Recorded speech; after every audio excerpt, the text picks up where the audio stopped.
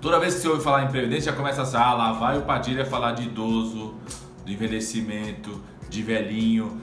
Também vamos falar de idoso, envelhecimento e velhinho, mas previdência não tem nada a ver que seja exclusivo só das pessoas que estão idosas. Eu tô falando isso porque tem muita gente que tá pensando assim, por que falar de previdência se eu sou jovem, ativo? Forte, faço exercício, trabalho, tenho muito tempo para trabalhar, posso trabalhar 15 horas por dia ainda.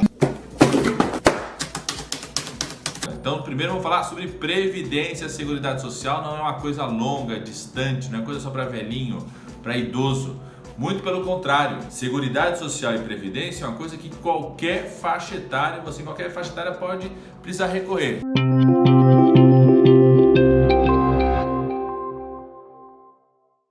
Um exemplo, você está trabalhando, uma boa, trabalhando, de repente tem um acidente. Se você não tiver Seguridade social, cobertura para isso, você vai ficar os 45 dias trabalhando como? Recebendo como? Mantendo a sua família como? Pagando aluguel como? Então a Seguridade Social e a Previdência te garante direitos ao longo da vida, meu. Afastamento por acidente de trabalho, situações de seguro-desemprego, tudo isso tem a ver com a Seguridade Social. Licença maternidade, você pode precisar da Previdência Pública, da Seguridade Social a qualquer momento na sua vida, meu. Então não é coisa de velhinho, que não precisa pensar agora, que só precisa pensar quando tiver quase se aposentando perto da aposentadoria. Agora eu entendi! Agora eu saquei! Agora todas as peças se encaixaram! Ô gente, como é que você garante que essa aposentadoria possa ir para cada vez mais pessoas, mantendo a renda das pessoas, mantendo a renda das famílias e a economia girando?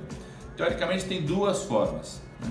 Uma forma é a forma que o Guedes quer, o posto Ipiranga do Bolsonaro. Ele defende a chamada capitalização, ou seja, é aquela coisa que o cara fala o seguinte, se a pessoa quer ter garantia de aposentadoria na velhice, ela tem que garantir para si só poupar os seus recursos. Ou seja, quem tem muito dinheiro, quem tem dinheiro, quem teve acesso ao mercado de trabalho, quem teve acesso à educação, consegue condições melhores de poupar ao longo da vida, né? Quando tiver desemprego, sei lá como que se vira, né? Com tão alto nível de desemprego, como é que vai se virar, e vai poupando esses recursos. Essa é uma forma. Essa, por exemplo, foi a forma que o Chile adotou, o modelo de capitalização do Chile. Foi feito por uma ditadura, um militar, o Pinochet. Olha só que delícia que é você conhecer um ser humaninho desse jeito. Aqui, solto. Eu não conhecia ele, acabei de conhecer. Sai daqui! Sai, Lazarento! Sai! Pessoal, o que aconteceu com o Chile? Depois de décadas. Depois de décadas da capitalização, as pessoas pagando lá mês a mês, ano a ano. Décadas. Acreditando no Pinochet, acreditando na capitalização, acreditando no banco privado. O que aconteceu com os idosos hoje? 90% de quem conseguiu se aposentar está recebendo metade do salário mínimo chileno, ou seja, está recebendo cerca de R$800, que é equivalente a metade do salário mínimo chileno. E estima-se que 40% de quem contribuiu, ou seja, acreditou no Pinochet, acreditou no banco privado, vou me aposentar, vai ser uma ótima aposentadoria, 40% sequer conseguiu se aposentar, ou seja, ou morreu antes, ou quando chegou numa certa idade, não tinha o tempo suficiente de contribuição para poder ter uma aposentadoria e um salário mínimo. Não à toa, o Chile é o recordista de suicídios em todas as Américas. Ou seja, não tem nenhum país das Américas onde tem mais idoso que se suicida do que o Chile. Gente, esse é o jeito da capitalização. Qual que é a outra forma que a grande maioria dos países, o Brasil definiu na sua Constituição, os sistemas públicos europeus garantem isso, a grande maioria dos países fazem para garantir a aposentadoria pública? Não é através de cada um se vira sozinho, pelo contrário, é você cobrar dos mais ricos, cobrar dos grandes empresários, cobrar do sistema financeiro, cobrar de quem tem muito dinheiro, e são poucas pessoas que têm muito dinheiro, o dinheiro é muito concentrado no Brasil. Você poder cobrar das pessoas que vivem exatamente do lucro, do esforço do trabalho, da força de trabalho da grande maioria dos trabalhadores, você poder cobrar desses segmentos para financiar a aposentadoria pública para todos.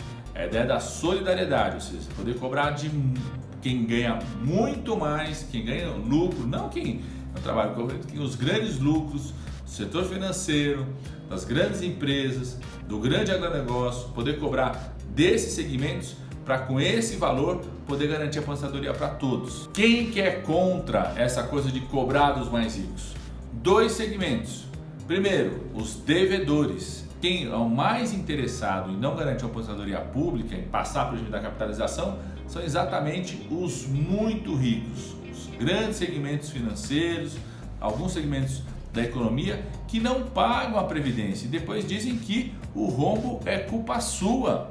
Eles que não pagam e lucram com isso para continuar fazendo seus privilégios, inclusive as suas previdências privadas, que devem ser bem gordinhas. Ou seja, o governo Bolsonaro, ao invés de tomar medidas para cobrar de quem deve da previdência, vai fazer o quê? Vai querer jogar o tamanho dessa dívida para cima de você. Pessoal, uma das coisas mais cruéis da proposta do governo Bolsonaro é querer estabelecer uma idade mínima de 65 anos no Brasil. Aliás, eu acho que isso é um crime. Aliás, quem foi mesmo o candidato a presidente que disse que é um crime a idade mínima ser 65 anos no Brasil? A expectativa de vida no Nordeste está na casa dos 70 anos de idade. Querer aprovar uma reforma com 65 anos é, no mínimo, uma falta de humanidade. Querer uma contribuição de 49 anos, isso é um crime. Por que é um crime estabelecer uma idade mínima no Brasil igual para o país como um todo e essa idade de 65 anos? Em primeiro lugar, porque o Brasil é muito desigual, gente, né? Então a expectativa de vida no Brasil não é igual em todo estado, em toda cidade, em todo bairro. Só para vocês terem ideia, quando a gente compara estados, o estado que tem a maior expectativa de vida no Brasil, segundo o IBGE, é Santa Catarina, 78 anos. Do outro lado tem o Maranhão, que a expectativa de vida é de 70 anos. Uma outra questão é o seguinte, não é só a expectativa de vida, as pessoas começam a trabalhar em tempos diferentes, né? Não é, você distribui no Brasil inteiro, nas regiões, nas classes sociais, tem gente que começa a trabalhar muito cedo, ou seja, vai ficar muito mais tempo trabalhando até chegar a 65 anos. Tem gente que trabalha começa a trabalhar muito mais tarde. Só para você ter noção de quanto é desigual o Brasil.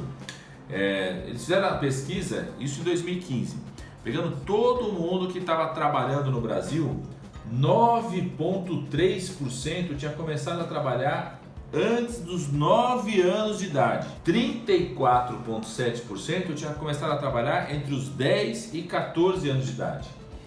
29% tinha começado a trabalhar entre os 15 a 17 anos de idade. 16% tinha começado a trabalhar de 18 a 19 anos de idade. 7,7% apenas tinha começado a trabalhar entre os 20 a 24 anos de idade.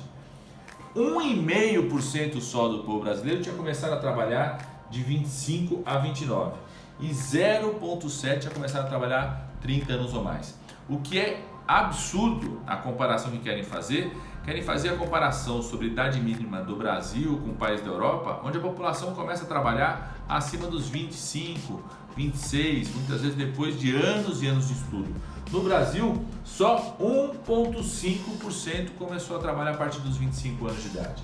7,7% começou a trabalhar entre 20 e 24 anos de idade. Ou seja, como é que você vai estabelecer uma idade mínima igual para uma população tão diferente? A outra crueldade da proposta do governo Bolsonaro é a ideia de reduzir o chamado benefício de prestação continuada. O que é isso? Um idoso que não consegue se aposentar porque não teve tempo de contribuição, não chegou na idade correta para se aposentar, ficou desempregado ao longo de muito período, empregos precários, não conseguia garantir a sua contribuição, ele tem a partir de 65 anos a possibilidade de receber o chamado benefício de prestação continuada, que é o BPC. É o mesmo valor também para as pessoas com deficiência. O que está acontecendo na proposta do governo Bolsonaro? Já estava na proposta do Temer. É reduzir o valor do BPC. Eles querem pagar para o BPC metade do salário mínimo. Isso é ficar próximo daquela coisa do Chile. No Chile, né, 90% de quem consegue se aposentar está ganhando metade do salário mínimo. Eles querem que o BPC pague para uma pessoa que ficou, né, a partir dessa idade do idoso, não teve condições de contribuir para a Previdência, passa a ter um benefício. Eles querem que esse benefício seja metade do salário mínimo, reduzido pela metade do que ele é hoje. Ô, gente, na prática, O que o governo Bolsonaro quer é que você trabalhe até ficar no bico do corvo, como diz o pessoal. A Organização Mundial de Saúde, ela tem um estudo bem interessante sobre qualidade de vida a partir dos 65 anos. Na proposta do governo Bolsonaro, de idade mínima de 65 anos, para a pessoa poder se aposentar, esse idoso, ao se aposentar, vai ter, em média, cerca de 6 meses apenas de qualidade de vida, calculando pela expectativa do povo brasileiro. Quando você compara isso com os demais países têm, em média, de 6 anos e meio de qualidade de vida, ou seja, o governo Bolsonaro quer que o trabalhador, a trabalhadora trabalhe até ficar no bico do corpo.